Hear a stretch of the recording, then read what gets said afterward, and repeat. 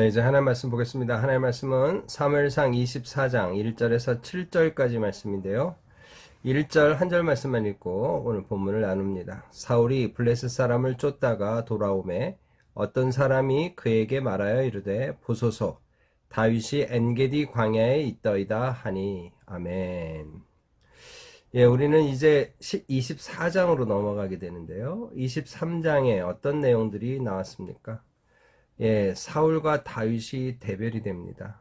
하나님의 음성을 따라 정말 어려운 상황에서도 하나님의 뜻을 쫓는 다윗의 모습이 나오지만 사울은 자신의 권력욕에 도취되어서 그것이 인생의 목적인 양 다윗을 죽이려고만 하는 이 사울의 모습으로 대조가 되는 거죠.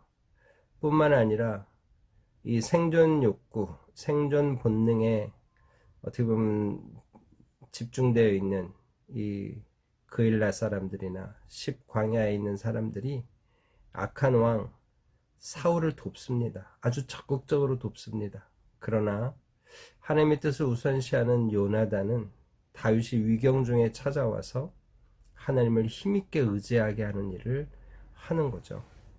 여러분, 바로 이런 상황 속에 우리는 어떤 인생을 선택해야 되느냐 하고 오늘 사무엘상 저자는 우리에게 도전하며 교훈하는 거죠.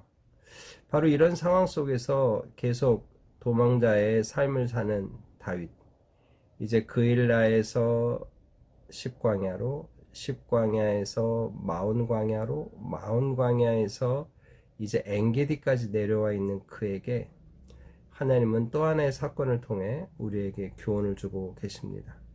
오늘 다윗에게 행하신 하나님의 일, 또 다윗의 반응 어떤 것이었는지 우리가 보며 함께 은혜를 나누고자 하는데요. 사울이 블레셋 사람을 쫓다가 돌아오매, 네, 절체절명의 위기의 순간에 바로 그 타이밍에 하나님은 블레셋이 이스라엘 땅을 침공했다는 전령의 소식을 듣게 하십니다. 그래서 사울이 그 이야기를 듣고 이제 다윗 쫓는 일을 그치고 돌아가게 되는 거죠. 그런데 오늘 재미있는 것은 뭡니까? 사울이 블레셋 사람을 쫓다가 돌아왔다. 여러분이 여기에서 지금 우리에게 보여주는 메시지는 무엇인가요? 사울이 블레셋 사람을 효과적으로 쫓아냈다는 거죠. 하나님은 이렇게 블레셋이 이스라엘 백성들을 침공했지만 그들을 막는 일에 사울을 지금 사용하고 계시는 거죠. 여러분, 이것은 그냥 이스라엘을 위한 사울을 막대기로 사용했다 이 정도일 수도 있지만 사울에게 함께 하셔서 이 전쟁을 승리케 하시는 하나님의 능력을 확인하게 하셨다는 점에서 오늘 사울은 계속해서 하나님 앞에 자신을 돌아볼 그런 기회를 또 얻었다고도 할 수 있는 부분이죠. 하나님은 사울을 사용해서 블레셋을 무찌르게 된 겁니다. 무찌르게 하셨죠. 이를 통해 사울이 하나님이 또 나를 도와서 일을 하셨구나 라고 해야 될 상황인데 사울은 그런 마음이 없었던 것 같습니다. 야, 내가 또 블레셋을 쳐부셨다. 이제 아까 잠시 머물러뒀던 다윗 쫓기를 계속하자. 이렇게 마음을 먹고 있다는 거죠. 여러분, 이게 또 참 마음 아픈 대목이 아닐 수 없습니다. 여러분, 그래서 어떡하나요? 블레셋 사람을 쫓다가 돌아왔어요. 그랬더니 또 어떤 사람이 정보를 주는 겁니다. 보소서 다윗이 엔게디 광야에 있더이다. 여러분, 참 이 사울이 다윗에게 대한 어떤 마음을 가지고 있는지 아는 그 아랫사람들이 이런 일을 하는 거죠. 그러니까 이게 지금 아랫사람에 의해서 휘둘리고 있다고도 볼 수 있고 또 그런 분위기를 사울이 이미 만들기 때문에 아랫사람이 이렇게 움직인다고도 할 수 있는 거죠.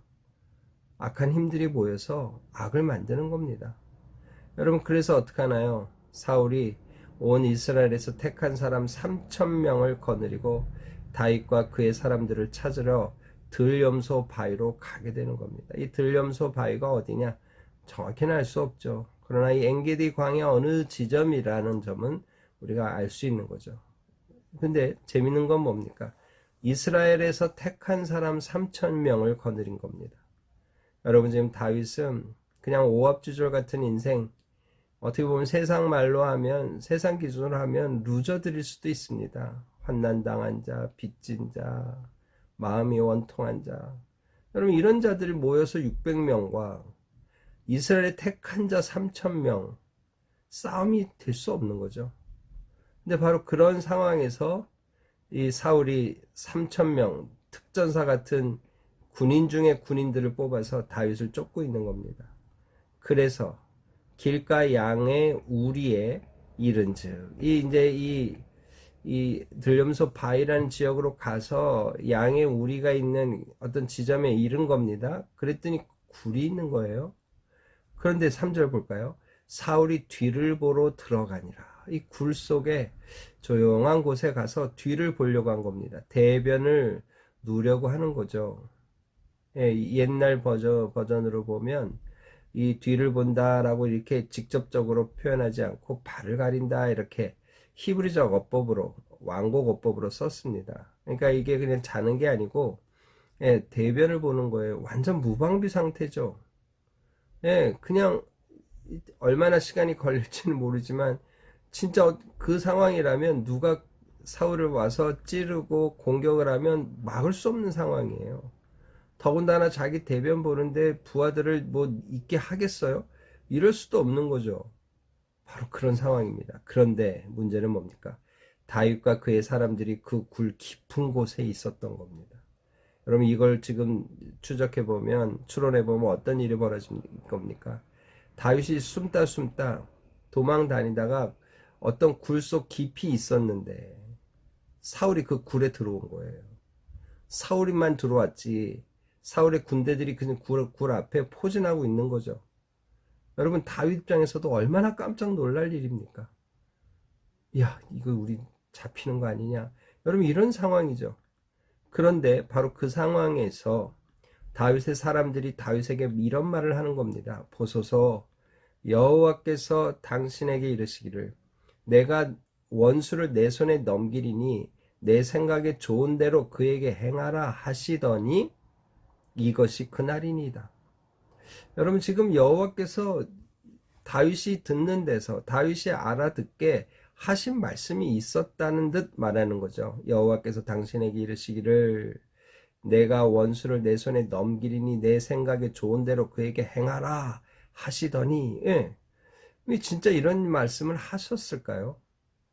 이게 지금 성경에는 이런 말이 정확히 나오지 않습니다.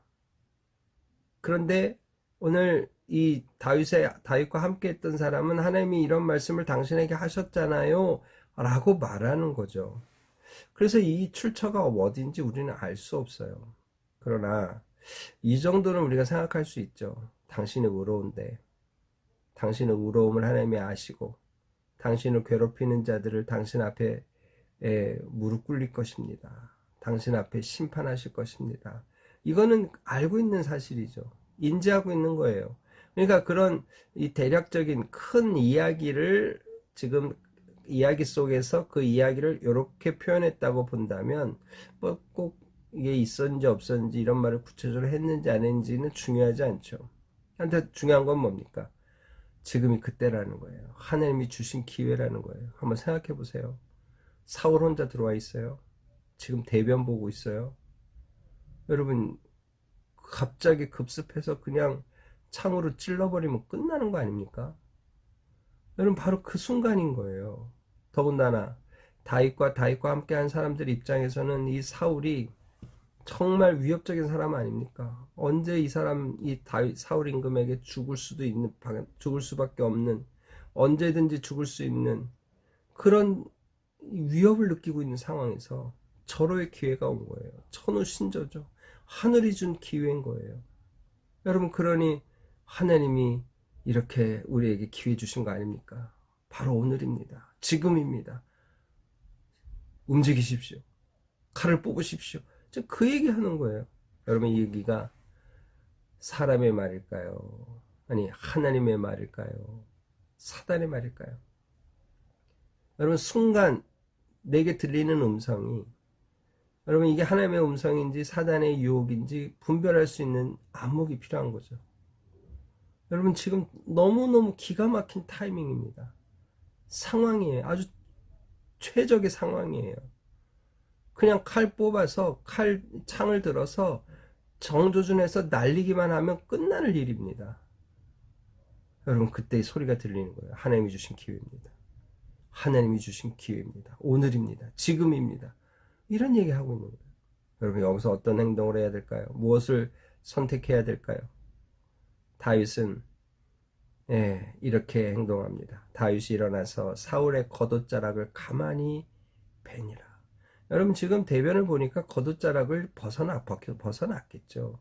그러니까 그 벗어난 칼자국 컴컴할 거 아닙니까? 그러니까 살살 가서 겉옷을 싹 베갖고 온 거예요. 왜 뱄을까요? 나중에 이제 우리가 다음에 보시겠습니다만, 내가 당신 죽일 수 있는 기회였다. 봐라 이 겉옷자락 누구의 겉옷자락이냐? 근데 내가 당신 죽이지 않았다. 증거를 확보한 거예요. 그런데 여러분 오늘 5절 볼까요? 그리한 후에 사울의 옷자락을 뱀으로 말미암아 다윗의 마음이 찔려. 하나님이 기름 부은 바 세운 왕의 옷자락 하나 비었다고 마음이 가책을 느끼는 거예요. 내가 송구스럽네요. 내가 죄송하네요. 이런 생각하고 있는 거예요. 여러분 다윗의 마음이 어떤지 감이 잡히시죠? 정말 순수한 사람입니다. 여러분 그러면서 자기 사람들에게 말하는 거죠. 자기 사람들에게 이르되 내가 손을 들어 여호와의 기름 부음 받은 내 주를 치는 것은 여호와께서 금하시는 것이다. 여기 지금 이 살인하는 것 자체가 금한 일이죠. 창세기에 아예 그 말씀이 나오죠. 창세기 9장 6절에 사람의 피를 흘리면 그 사람도 피를 흘릴 것이다. 왜? 그 사람이 하나님의 형상으로 지음받았기 때문인 거죠. 존귀한 자라는 거예요. 그래서 율법에도 출애굽기 21장 12절에도 사람을 쳐 죽인 자는 반드시 죽을 것이다. 사람을 죽이면 그 사람도 죽음으로 대가를 받아야 된다. 이렇게 돼 있는 거예요. 그런데 하물며 그냥 사람도 죽여서는 안 되는데 하나님이 기름 부어서 하나님이 권위자로 세운 왕을 내가 죽일 수는 없지 않느냐. 지금 그 말이에요. 이거 여호와께서 금하시는 거다. 살인도 금하는 거고 여호와께서 세운 왕을 친히 그 백성된 자가 그 왕을 뭐라고 표현했어요? 내 주를 치는 것 이렇게 표현되겠죠. 우리의 주라는 거예요. 우리의 주, 내 주를 치는 것 하나님이 싫어하신다. 금하신 거다. 그러면서 뭐라 그래요? 그는 여호와의 기름 부음 받은 자가 됨이라 하면서 이 말로 자기 사람들을 금하여 사울을 해치지 못하게 한 겁니다. 다윗이 흔들리지 않았어요. 그래, 이거 하나님이 주신 기회다. 죽이자. 하지 않았다는 거예요. 그리고 도리어 부하들을 다독거리고 금했다. 그런데 재미난 표현이 나옵니다. 사울이 일어나 굴에서 나가 자기 길을 가니라. 사울은 지금 저 굴 속 깊은 곳에 어둠 속에서 어떤 일이 있었는지 어떤 대화가 오고 갔는지 알 수 없어요. 알지 못해요. 그리고는 대변 보고 아유 시원하다 하고 나간 거예요. 여러분 이게 뭔가 좀 의미가 있지 않습니까? 오늘 우리의 인생이 이 사울의 태도와 같은 모습과 같은 겁니다. 나를 둘러싼 어떤 사람들의 생각, 어떤 사람들의 모의, 어떤 사람들의 어떤 대화 전혀 알 수 없어요. 알 수 없는 채로 우리는 사는 거예요. 여러분 이게 사람만의 어떤 관계가 아니죠. 하나님의 놀라운 섭리가 있는데 그것을 우리는 알 수 없는 거예요. 그리고 그냥 지금 대변을 보고 만족하고 나가는 거예요. 여러분 바로 이 부분이죠. 여러분 어떻습니까? 오늘 본문이 우리에게 주는 교훈이 어떻게 좀 정리될 수 있을까요? 살기등등한 채로 자기 발로 다윗에게 숨어있는 굴로 들어가는 사울. 그런데 그 속에서 자기가 죽을 수밖에 없었던 상황인데 하나님이 다윗의 의로움 때문에 살아나서 그냥 아무 일도 없었던 듯이 자기 길을 가는 사울. 이게 인생이라는 거예요. 여러분 그래서 우리를 뭐라고 표현합니까? 내일을 알 수 없는 안개 같은 존재라는 거예요. 여러분 오늘 우리가 그런 존재인 것을 기억하며 겸손히 우리의 주어진 삶을 살아야 되는 거죠. 두 번째 교훈은 이 놀라운 타이밍과 아주 적절한 상황으로 우리를 유혹하는 일들이 있을 수 있다는 거예요. 무방비 상태의 사울. 아무도 없습니다.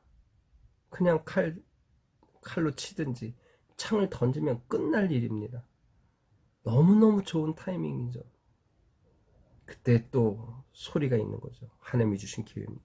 바로 이때입니다.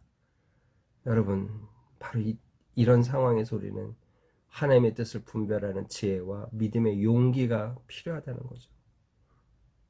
마침 모든 상황이 딱 맞았다고 이게 하나님의 뜻이 아니라는 걸 기억해야 돼요. 요나는 어땠습니까? 다시스로 가는 배가 딱 있다는 그것이 터치됐어요. 다시스로 가는 배를 타는 거예요. 그래서는 안 되는 거였죠. 마침 모든 일이 됐다고 하나님의 뜻은 아닌 것 우리가 기억해야 될 줄 믿습니다. 세 번째는 뭐예요? 하나님 앞에서의 삶이에요. 자기도 기름 부음 받은 자예요.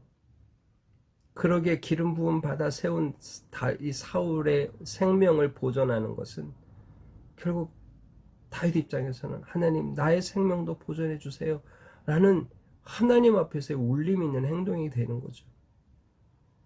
그래서 자기 부하들에게도 사울의 생명을 해하지 말라고 금하게 되는 거죠.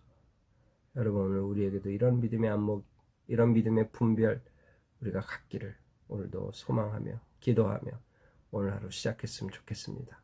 다 같이 기도하겠습니다.